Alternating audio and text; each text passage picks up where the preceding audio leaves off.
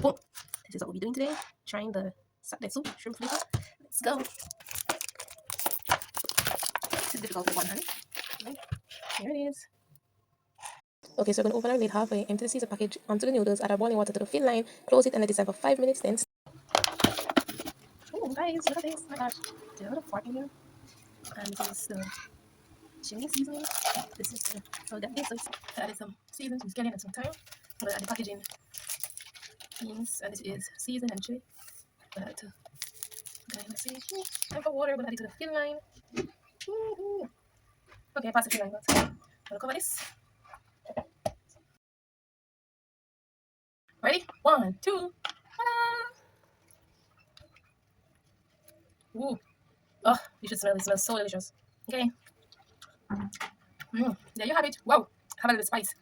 Or Saturday soup. Thanks for watching. Bye.